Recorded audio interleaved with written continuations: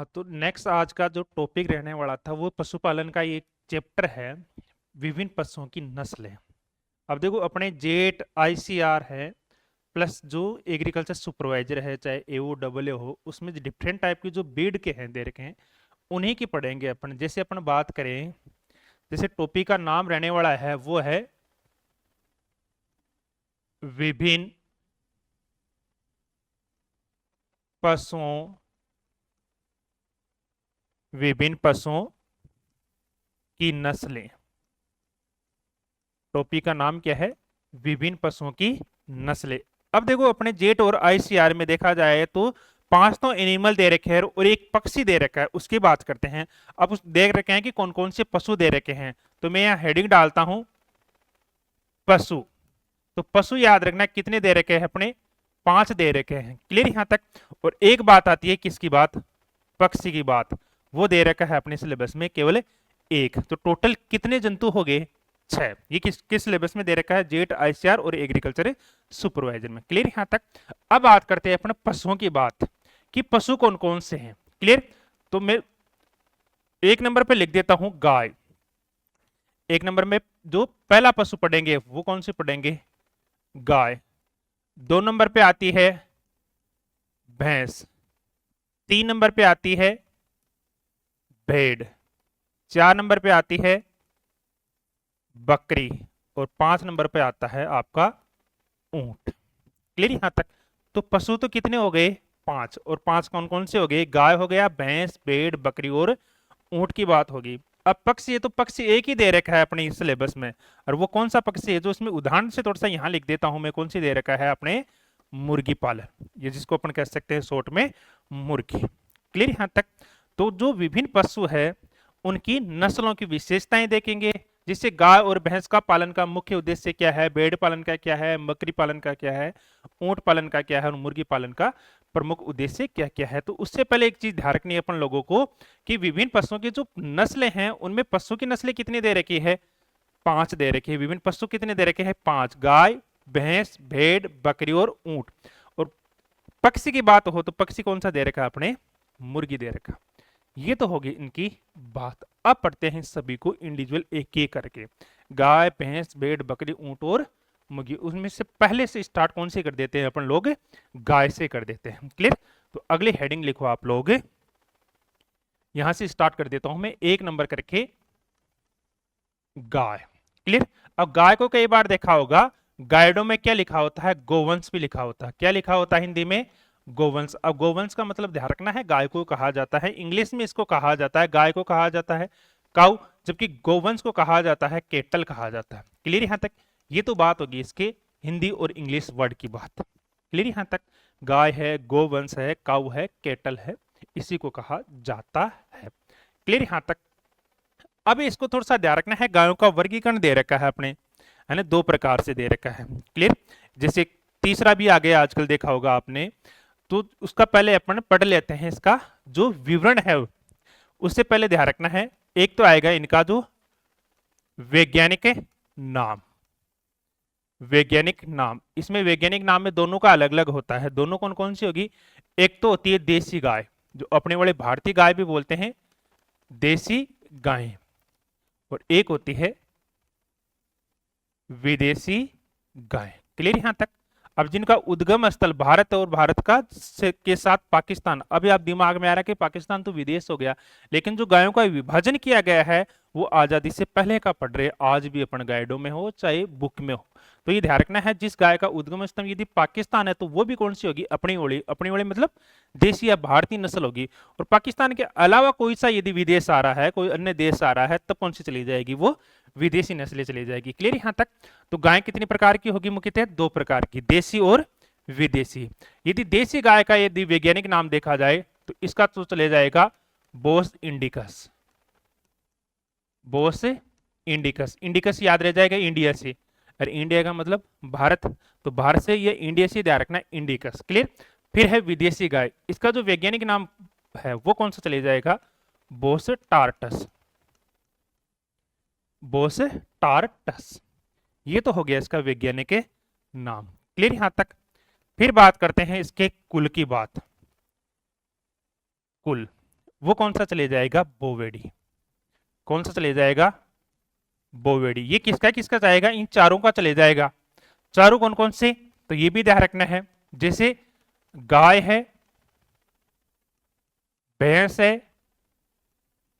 भेड़ और बकरी, इन चारों का जो है कुल कौन सा चले जाएगा, बोवेडी। क्लियर यहां तक। फिर बात आती है, नेक्स्ट आती है इसके गुणसूत्र संख्या। नेक्स्ट बात करते हैं तो आता है गुणसूत्र संख्या, जिसको इंग्लिश में कहते हैं अपने क्रोमोसोम नंबर। 2n बराबर होते हैं 60। 60 दो में होते हैं, ये ध्यान रखना है। एक तो गाय में जो अभी पढ़ रहे हैं, एक और ध्यान रखना है बकरी। गाय और बकरी दोनों में कितने क्रोमोसोम नंबर, 60 होते हैं। तो ये हो गया इसका जो जनरल इंट्रोडक्शन, किसका, गाय या गोवंश। काऊ भी बोलते हैं, कैटल भी बोलते हैं। दो प्रकार की गायें ज्यादातर पाली जाती है, देसी और विदेशी। वैज्ञानिक नाम की बात करें तो देसी गाय का कौन सा चले जाएगा, बोस इंडिकस, और विदेशी का कौन सा चले जाएगा, बोस टार्टस। अब आपको कंफ्यूजन कर सकता है, ये पूछा जा सकता है, क्योंकि कई बार दिन नाम पद्धति है, केरोलस नीलियस ने आप बायोलॉजी में पढ़ते होंगे, उसने बताया था कि जो पहला है वो तो क्या आता है, किसी भी जीव का वंश, और सेकंड वाला क्या आता है, जाति। तो ये दोनों ध्यान रखना है। अब आपको पूछ ले कि विदेशी गाय है और विदेशी गाय की जाति क्या है, तो विदेशी गाय की जाति क्या है, टार्टस। देसी गाय है, उसकी जाति क्या है, इंडिकस। जबकि दोनों का जो वंश है वो क्या है, सेम है। याद रह जाएगा क्या। तो ये थोड़ा सा कंफ्यूजन वाली स्थिति है यहाँ पर कि देसी गाय है उसका वैज्ञानिक नाम कौन सा चले जाएगा, बोस इंडिकस। विदेशी का कौन सा चले जाएगा, बोस टार्टस। दोनों की जाति अलग अलग है, वंश सेम है, बोस। ये ध्यान रखना। क्लियर। वैसे अपने एग्रीकल्चर में सीनियर को भी क्या कहते हैं, बोस ही बोलते हैं। क्लियर यहाँ तक। तो गुणसूत्र संख्या होगी 60 होगी गाय बकरी में। अब पढ़ते हैं इनका वर्गीकरण। तो अगली हेडिंग आप लोग करके लिखो, गायों का वर्गीकरण। किसका वर्गीकरण, भाई गाय पढ़ रहे हैं तो गायों का करेंगे, भैंस पढ़ेंगे तो भैंस का करेंगे। गायों का वर्गीकरण, ये ध्यान रखना है। इसका भी ध्यान रखना है, जो वर्गीकरण कर रखा है वो किसके आधार पर कर रखा है। एक दे रखा है उद्गम स्थल, ये इसी को लिखा जाता है कई बार उत्पत्ति स्थान के आधार पर। उद्गम स्थल या उत्पत्ति स्थान के आधार पर,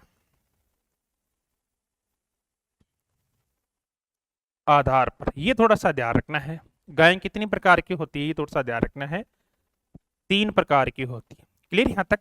तो गायों का जो वर्गीकरण है वो किसके आधार पर कर रखा है कि उनका उद्गम क्या है, मतलब उद्गम स्थल और उत्पत्ति स्थान के आधार पर कितनी प्रकार से कर रखा है, 3 प्रकार। अब आपके दिमाग में आ रहा होगा 3 कौन कौन सी है, तो मैं यहां लिख देता हूं तीनों कौन कौन सी है। तीनों में 1 नंबर करके लिखो आप लोग, देसी गाय है या देसी गाय की नस्लें, ऐसे भी लिख सकते हैं, देसी गाय की नस्लें। क्लियर यहां तक। 2 नंबर करके लिखो आप, विदेशी गाय की नस्लें। क्लियर यहां तक। और तीसरी कौन सी आएगी, आप दिमाग में आता है कि यार 2 ही पढ़ी है अपन ने, देसी और विदेशी, लेकिन तीसरी कौन सी आएगी, इन दोनों का गायों का जो संकरण करवा के नई गाय निकाली गई है उनको क्या बोल सकते हैं, संकर। भाई देखेंगे अपन देसी और विदेशी की भी लास्ट वाली बात करेंगे कि कौन कौन सी नस्लें जो संकर है, तो उनको क्या बोल दिया, संकर गाय की नस्लें। तो ये तो हो गया गायों का वर्गीकरण, किसके आधार पर, उद्गम या उत्पत्ति के आधार पर। कितने प्रकार, 3 प्रकार। क्लियर। वे गायें जिनका उद्गम स्थल देश हो, देश मतलब भारत, और भारत के साथ में पाकिस्तान वाला भी ध्यान रखना कि इनका जो वर्गीकरण है वो विभाजन, जो भारत और पाकिस्तान विभाजन 1947 है उससे पहले का वर्गीकरण ही है। तो आज भी अपन कौन सा पढ़ते हैं, वही पढ़ते आए हैं। तो ध्यान रखना है, देसी गाय होगी, विदेशी गाय होगी और संकर गाय। संकर गाय नहीं आएगी, संकर गाय मतलब देसी और विदेशी का जो संकरण करवा के नई गाय की नस्लें निकाली गई है उनको क्या बोल दिया, संकर गाय की नस्लें। क्लियर यहां तक। ये हो गया इसका जनरल इंट्रोडक्शन, गायों का वर्गीकरण। अब पढ़ते हैं अपन अलग अलग। तो पहली कौन सी पढ़ेंगे, भाई देखा होगा दिमाग में, देसी गाय की नस्लें। क्लियर यहां तक। कौन सी पढ़ेंगे, देसी गाय की नस्लें। तो अगले पेज में चलता हूं मैं, उसमें लिखो आप 1 नंबर हेडिंग करके लिखो, देसी गाय की नस्लें। कौन सी? देसी गाय की नस्लें। क्लियर यहां तक? अब देसी नस्लों का भी वर्गीकरण कर रखा है, ये ध्यान रखना है। वो किसके आधार पर? इनकी यूटिलिटी यानी उपयोगिता के आधार पर कर रखा है कि कौन सी ऐसी नस्लें जो केवल दूध के लिए पाली जाती है, कौन सी है जो द्विप्रयोजनीय है। द्विप्रयोजनीय का मतलब द्विप्रयोजनीय नाम से पतला है। कई बार इसको दी को आज भी लिखा जाता है, इंग्लिश में ड्यूअल पर्पज कहा जाता है, कि जो दूध उत्पादन के साथ साथ जिनके बेल कृषि कार्यों के लिए भी काम में लिए जाते हैं। और एक होती है भारवाही, बोझा ढोने वाली, जिसको ड्रोट काउ बीट कहा जाता है इंग्लिश में। वो अजीत की है कौन सी? बोझा ढोने वाली। केवल उसके बेल है वो किसके काम में लेते हैं? अपने कृषि कार्यों के लिए। क्लियर? तो यहां पर पहले कौन सी पढ़ रहे हैं? देसी गाय की नस्लें। देसी गाय की नस्लों का जो वर्गीकरण इनका भी कर रखा है, तो मैं यहां लिख देता हूं कि इनका वर्गीकरण गायों का या देसी गायों का? देसी गायों का। भाई गायों का 3 प्रकार, अब देसी गायों का भी 3 प्रकार। तो लिखो वर्गीकरण। अब उनका जो गायों का वर्गीकरण वो तो किसके आधार पर कर रखा था अपन लोगों ने? उद्गम या उत्पत्ति के आधार पर, जबकि इनका वर्गीकरण किसके आधार पर करेंगे? अपने उपयोगिता के आधार पर। वर्गीकरण का जो आधार है वो क्या है? उपयोगिता के आधार पर। जो देसी नस्ल की गाय हैं उनका वर्गीकरण कितनी प्रकार से कर रखा है? उनका भी 3 प्रकार। गायों का भी 3, देसी गायों का भी 3, याद रह जाएगा। क्लियर? अब आता है कि ये तीनों कौन कौन सी है। तो यहां एक करके लिख सकता हूं मैं। एक तो है दुधारू गाय की नस्लें। क्लियर यहां तक? दूसरी है द्विप्रयोजनीय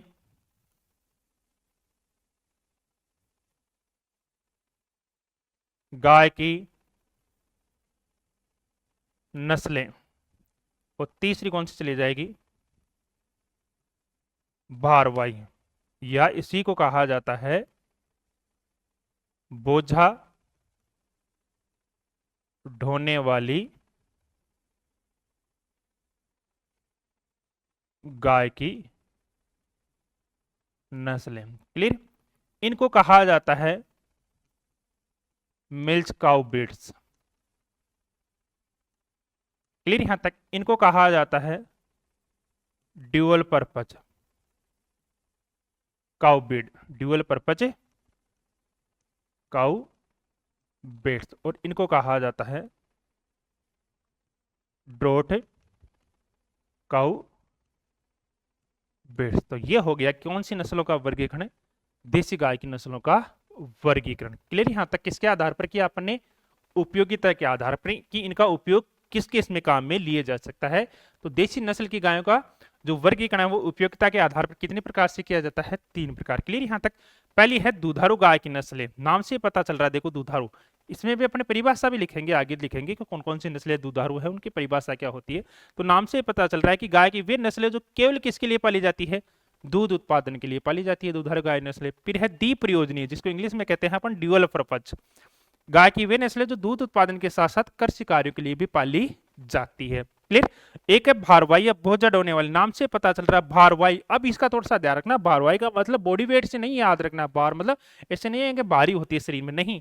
भारवाही मतलब भार को वहन करने में, ये ध्यान रखना। कोई भी लगेज उसको पार्सल करने में या बोझा ढोने में के काम में आती है, उसी को कहा जाता है ड्रोट काऊ बीट। तो ये कौन सी नस्लों का वर्गीकरण हो गया? देसी का। क्लियर यहां तक? गायों का है वो उद्गम के आधार पर 3 प्रकार था, देसी, विदेशी और संकर। पहर पढ़ रहे थे अपन गाय की कौन सी? देसी नस्लें। देसी नस्लों का उपयोगिता के आधार पर कितने प्रकार से वर्गीकरण दे रखा है? 3। क्लियर यहां तक? दुधारू है, द्विप्रयोजनीय है और भारवाही है। ये देसी नस्लों का वर्गीकरण अपने पढ़ रहे हैं। क्लियर?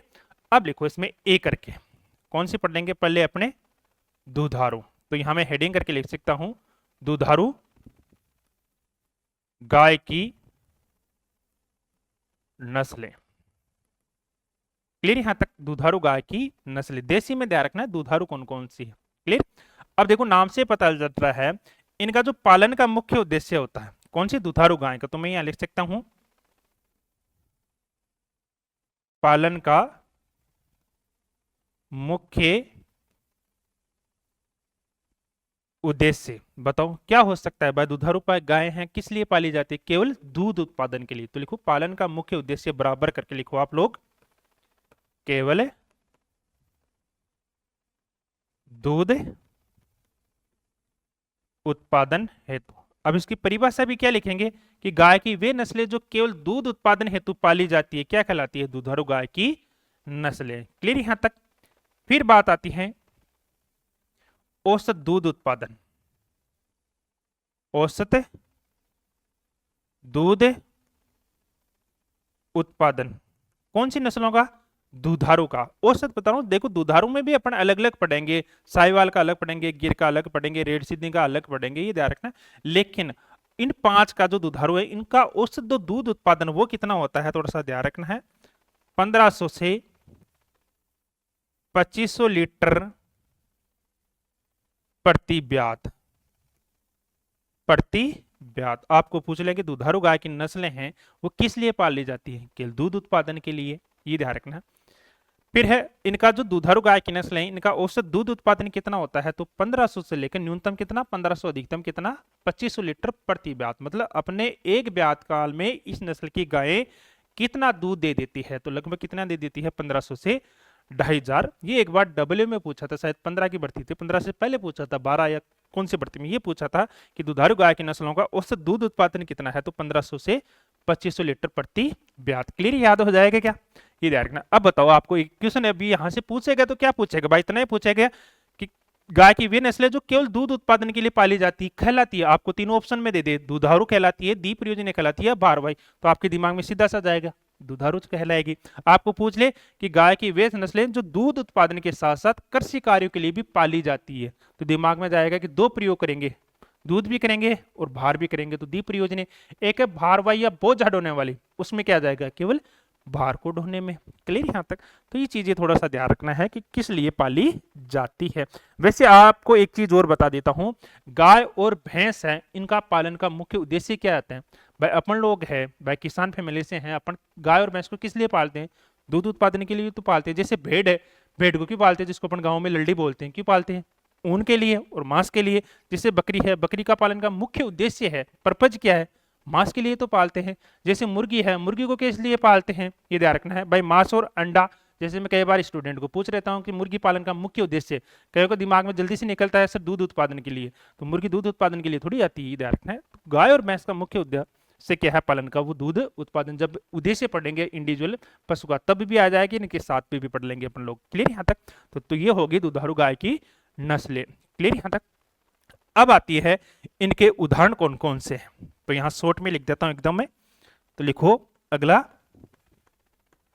उदाहरण। उदाहरण में ट्रिक याद रखना आप लोग, क्या याद रखोगे, ट्रिक किसका, जो फेमस अपने एग्रीकल्चर में दुधारू गाय की नस्लों का एक फेमस ट्रिक है, उसका लिख लेना, सीसा गिरा दे। क्या ट्रिक रहेगा इसका, सीसा गिरा दे। बस दुधारू दिमाग में आते ही तो एक दूध दे वाले कौन सी गिरा दे, कहीं गिरा दे, सीसा गिरा दे। सीसो जानो या काश ने बोला, तो दुधारू आते ट्रिक याद कौन सा है, सीसा गिरा दे। अब देखो इसमें 5 नस्लें आ रही हैं, तो यहां लिख लेना उदाहरण के साथ में कुल संख्या भी लिख लेना। यहां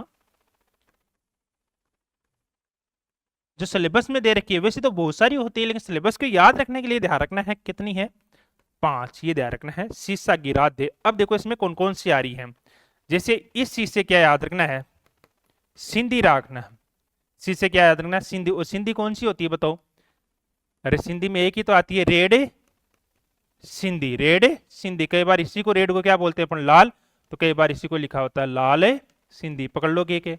सी से क्या याद रखना है, सिंधी। और सिंधी कौन सी है, रेड सिंधी। और तो कौन सिंधी के नाम से नस्ल ही नहीं है, ये ध्यान रखना है।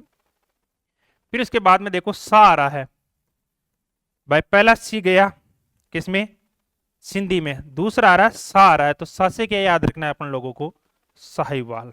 रख लोगे क्या, तो लिख लो, सा से लिखो आप लोग साहिवाल। क्लियर यहां तक। सी से क्या याद रखोगे, सिंधी। सिंधी कौन सी है, रेड सिंधी। रेड सिंधी ने कहीं बोलते हैं आप, रेड ने कहीं बोला, लाल ही तो बोला, तो रेड सिंधी ने कहीं बोल दिया, लाल सिंधी बोल दो, चाहे कहीं बोल दो। सा से साहिवाल। फिर 3 नंबर जा रहा है गी। गी से कौन सा जाएगा, गिर। गी से गिरधारी भी जाए, गिरधारी आदमी को नाम है, गाय को नाम कौन है, ये ध्यान रखें। तो गी से कौन सा चले जाएगा, गिर। फिर 4 नंबर जा रहा है रा, रा से कौन सा जाएगा, राठी। अब थोड़ा सा कंफ्यूजन की स्थिति ये हो रहेगी, राठी, राठी अपने आरबीएससी में दोनों जगह दे रखी है। किसमें दे रखी है, दुधारू में भी दे रखी है, द्विपुरी, लेकिन मुख्यतः किसमें पढ़ेंगे अपन, दुधारू गाय की नस्लों में पढ़ेंगे। याद रख लग जाएगा, दोनों जगह दे रखी है, लेकिन पढ़ेंगे कहाँ, मोस्टली अपन इसको दुधारू गाय की या मिल्क काउ ब्रीड में पढ़ेंगे। कौन सी ब्रीड को, राठी को। क्लियर। तो ये कंफ्यूजन की स्थिति है, थोड़ा सा यहाँ ध्यान रखना है। फिर देखो लास्ट नंबर एक आएगी देसे, देसे कौन सी चली जाएगी,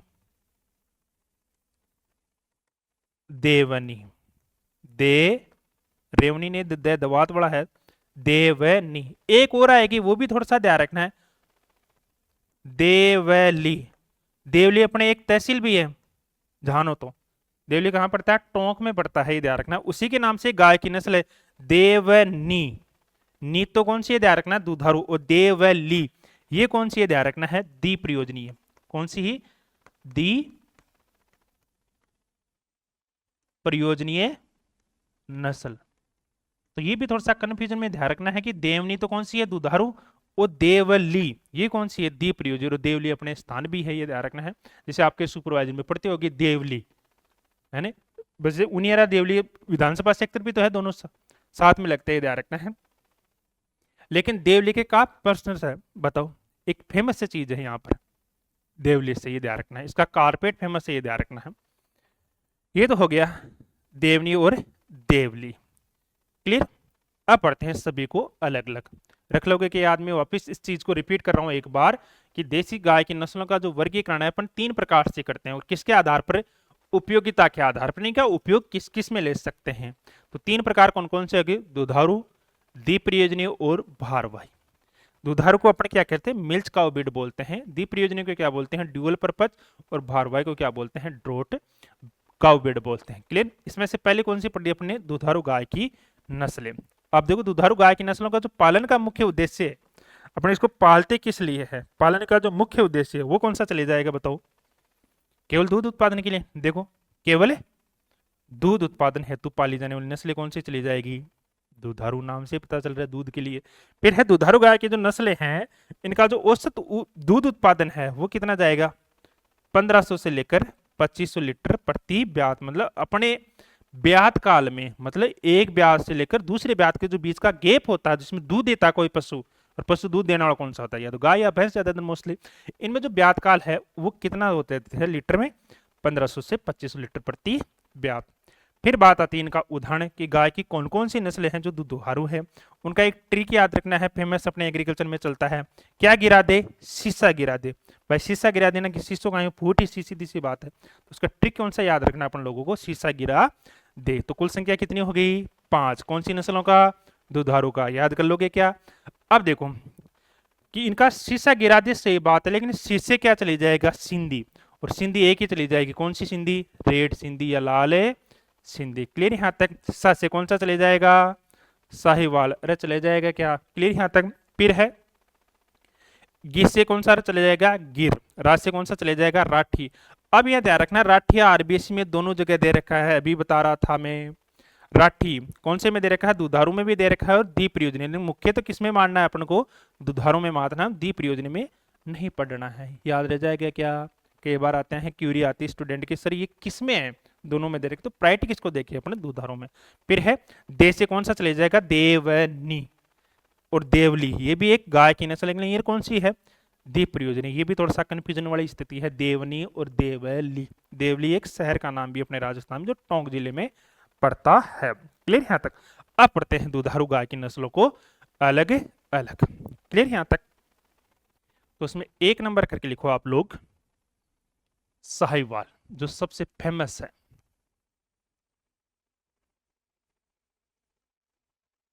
साहिवाल, पिंक कलर देख रही हो तो आंसर लिखो साहिवाल। अगला लिखो आप साहिवाल, ये दुधारू नस्ल है। अब देखो अपने के क्या क्या पढ़ना है गायों में, थोड़ा सा ध्यान रखना है। एक तो आएगा इनका जो अन्य नाम है वो पढ़ना है। फिर इनका राज्य में वितरण, मतलब राज्य में वितरण का मतलब राज्य में कहाँ कहाँ पाली जाती है। फिर इनका जो विशेषता वो क्या होता है, और गायों का एक पूछा जाता है औसत दूध उत्पादन। तो ज्यादातर जो मोस्टली पूछा गया है दूध उत्पादन गायों का, वो कौन सी नस्लों का पूछा जा सकता है, दिमाग लगाओ भाई। दुधारू का, भाई दुधारू गाय किस लिए पाली जाएगी, दूध के लिए, तो इन्हीं का पूछा जाएगा ज्यादातर। और ज्यादातर पढ़ेंगे, वैसे तो सभी का पढ़ेंगे, मोस्टली याद किसका रखना है अपन को, दुधारू गाय की नस्लों का औसत दूध उत्पादन। क्लियर यहां तक। तो पहली है कौन सी, साहीवाल। गाय की अच्छी दुधारू नस्ल है साहीवाल। इसमें लिखो आप, पहले तो लिखो अन्य नाम, जो फेमस नाम है अन्य नाम में वो लिखो, एक नंबर है। इसी गाय की नस्ल को कहा जाता है लोला, जो एक बार एव में भी पूछा गया, ध्यान रखना ये क्वेश्चन। अपन क्वेश्चन तो लॉलीपॉप से लागे, लोला नाम तो अपने सिया हुए है, लेकिन ध्यान रखियो ये क्वेश्चन एव का मैं पूछ डर, ये ध्यान रखना है लॉलीपॉप से है।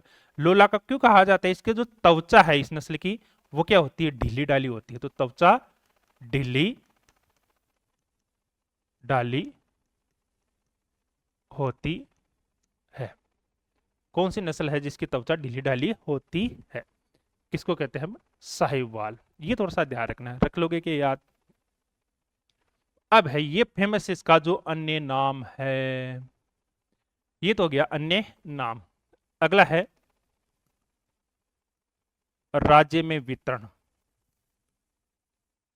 राज्य में वितरण, अब राज्य में वितरण का मतलब है कि राज्य में ये ज्यादातर कहां कहां पाली जाएगी। जैसे अपन ने मान ले, इधर देखो एक बार कि ये क्या है, राजस्थान का मैप है। अपन जल्दीबाजी में राजस्थान का मैप ऐसे बनाते हैं, अरे पतंगाकार ही तो होता है राजस्थान का।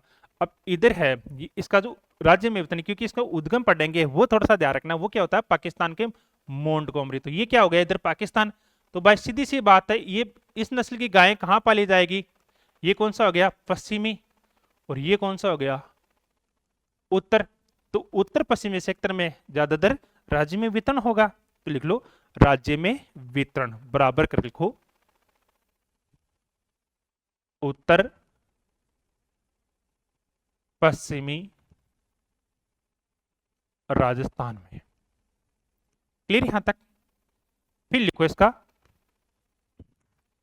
फिर लिखो उद्गम स्थल, फिर लिखो आप लोग उद्गम स्थल।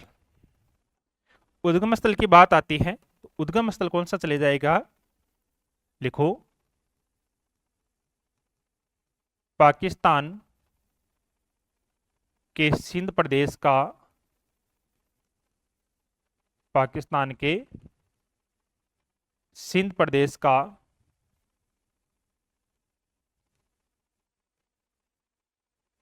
मोंटगोमरी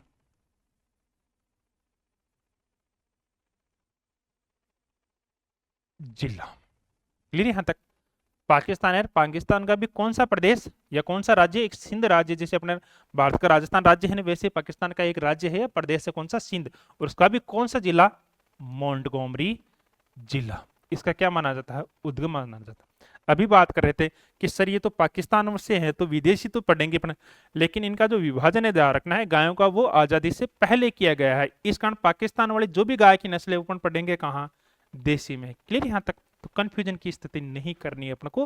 पाकिस्तान भी कौन सा अपना ही भाई है, ज्यादा नफरत नहीं है। पाकिस्तान की सिंध प्रदेश की कस्ब मोंटगोमरी जिला। क्लियर यहां तक। इन और आ जाता हूं, ये ध्यान रखना है। राज्य में वेतन हो गया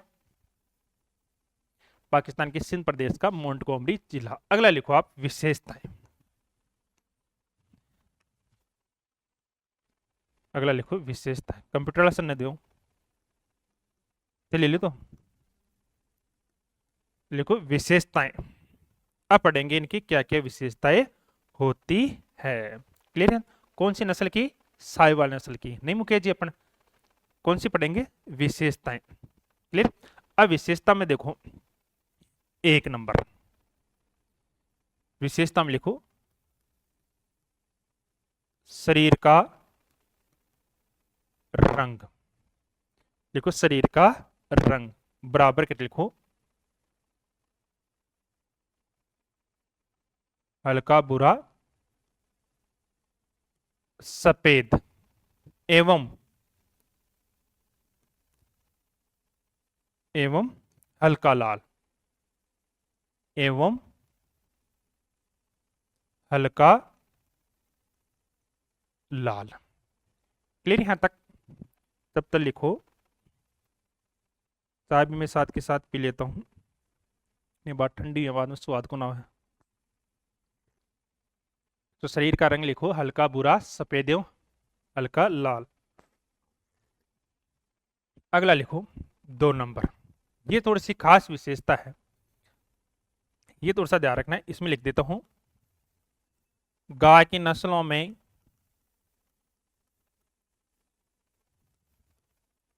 सर्वाधिक मीठा दूध। क्लियर यहां तक? गाय की कौन सी नस्ल है जिसका दूध सबसे ज्यादा मीठा होता है, मतलब 1200 अपन चीनी गाल बाकी जुड़ती गुनो तो मीठा हुआ है। बताओ कौन सी दूध, कौन सी नस्ल का चले जाएगा? साहिवाल का। तो गाय की नस्लों में सर्वाधिक मीठा दूध है वो कौन सी नस्ल का होता है? साहिवाल का। याद रह जाएगा क्या? क्लियर यहां तक? अब आपके दिमाग में आते हैं, जब अपन दूध उत्पादन पढ़ेंगे अलग से, डेयरी विज्ञान पढ़ेंगे, तो उसमें एक आएगा शब्द आएगा दूध के अव्यय, कि दूध किसके अव्यय से मिलकर बना होता है। तो दूध में एक अव्यय पाया जाएगा, कौन सा, ये ध्यान रखना है। तो गाय की नस्ल में सर्वाधिक मीठा दूध होता है वो किसका होता है? साहिवाल को। और मीठेपन का कारण वो क्या होता है? लैक्टोज। तो लिखो, मीठेपन का कारण बराबर करके लिखो लैक्टोज। मीठेपन का क्या है? लैक्टोज होता है। ये थोड़ा सा ध्यान रखना, अलग से ध्यान रखना, ये विशेषता किसकी। तो ये भी पूछा जा सकता है कि मीठेपन का कारण लैक्टोज होता है। फिर अगला पूछा जा सकता है कि लैक्टोज होता है, सही बात है, लेकिन साहिवाल नस्ल का दूध होता है उसमें लैक्टोज कितना प्रतिशत होता है? भाई मीठा दूध, लैक्टोज के कारण सर्वाधिक मीठा दूध साहिवाल, लेकिन लैक्टोज कितना प्रतिशत होता है? तो यहाँ 4 नंबर लिखो, 4 नंबर का लिखो, साहिवाल, ये इसके दूध में ऐसे लिख लेना, इसके दूध में, इसके दूध में साहिवाल नस्ल, इसके दूध में लैक्टोज की मात्रा बराबर के लिखो 5 से 5.5%। 5 से 5.5% होती, इसी कारण इसका दूध क्या होता है? सबसे मीठा होता है। क्लियर यहां तक? फिर लिखो अगला, देसी गाय की, देसी गाय की नस्लों में सर्वाधिक दूध देने वाली नस्ल है। अब यहां ध्यान रखना है, देसी में तो कौन सी है भाई? देसी में कौन सी है? आप दुधारू पड़ी, दी प्रयोजनी पड़ी और भारवाई। भारवाई तो न के बराबर सी दूध है ना, ये ध्यान रखना। दी प्रयोजनी भी देती, लेकिन सबसे ज्यादा कौन सी? दुधारू। और इनमें से सभी में देसी गाय की नस्लों में यदि पूछ ले कि कौन सी नस्ल की गाय है जो सर्वाधिक दूध देती है, तो कौन सी चली जाएगी? साहिवाल। विदेशी में पूछ ले तो विदेशी वाला तो सबसे फेमस है, हाई फाई कौन सी है? एच। अरे हाई फाई कौन सी गाय है जो सबसे ज्यादा दूध दे? ये ध्यान रखना है, कौन सी है? H F. जबकि देसी में कौन सी चली जाएगी? साहिवाल। क्लियर यहां तक? इसी कारण इसको क्या कहा जाता है? डेयरी काउ ब्रीड कहा जाता है। अब बताओ, डेयरी काउ ब्रीड किसको कहा जाता है? इसी को कहने लगे। क्लियर यहां तक? तो डेयरी काउ ब्रीड भी कहा जाता है, भी कहा जाता है। क्लियर यहां तक? फिर बात आती है अगली, देसी गाय की नस्ल में सर्वाधिक दूध देती है, डेयरी ब्रीड कहा जाता है। फिर है 7 नंबर कि देसी नस्लों में या भारत की सर्वोत्तम दुधारू नस्ल कौन सी है? भाई दुधारू कितनी है? 5। 5 में भी सर्वोत्तम मतलब सबसे ज्यादा दूध कौन सी देती है? साहिवाल। तो लिखो, भारतीय गाय की नस्लों में, लिखो भारतीय गाय की नस्लों में डेयरी हेतु